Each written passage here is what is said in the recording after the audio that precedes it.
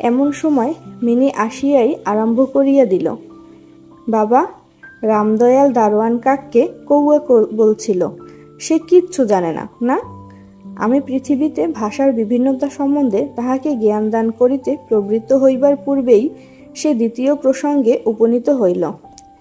দেখো বাবা, ভোলা বলছিল আকাশে হাতি সুর দিয়ে জল ফেলে, তাই বৃষ্টি হয়। মা গো, ভোলা এত মিছিমিছি বকতে পারে?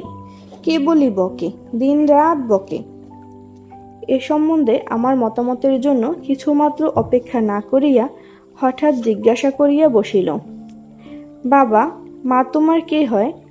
মনে মনে কহিলাম, শ্যালিকা। মুখে কহিলাম, মিনি, তুই ভোলার সঙ্গে খেলা করগে, যা, আমার এখন কাজ আছে। সে তখন আমার লিখিবার টেবিলের পাশে আমার পায়ের কাছে বসিয়া নিজের দুই হাঁটু এবং হাত লইয়া অতি দ্রুত উচ্চারণে আগডুম বাগডুম খেলিতে আরম্ভ করিয়া দিল। আমার সপ্তদশ পরিচ্ছেদে প্রতাপ সিংহ তখন কাঞ্চনমালাকে হইয়া অন্ধকার রাত্রে কারাগারের উচ্চ বাতায়ন হইতে নিম্নবর্তী নদীর জলে ঝাঁপ দিয়া পড়িতেছেন। আমার ঘর পথের ধারে।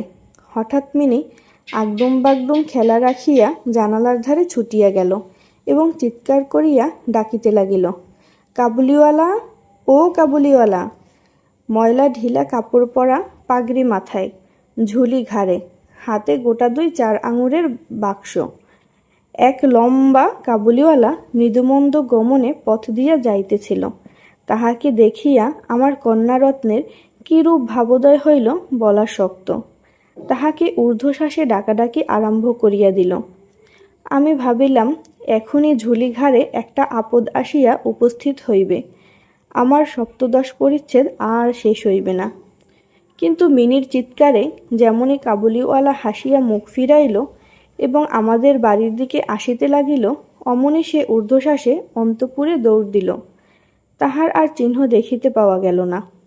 তাহার মনের মধ্যে একটা অন্ধ বিশ্বাসের মতো ছিল যে ওই ঝুলিটার ভিতর সন্ধান করিলে তাহার মতো 2-4টে জীবিত মানব সন্তান পাওয়া যাইতে পারে।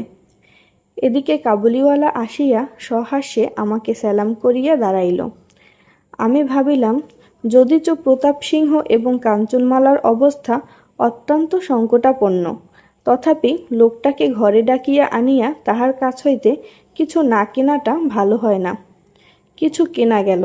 তাহার পর 5টা কথা আসিয়া পড়িল। আবদর রহমান, রুশ, ইংরেজ প্রভৃতিকে লইয়া সীমান্ত রক্ষানীতি সম্বন্ধে গল্প চলিতে লাগিল। অবশেষে উঠিয়া যাই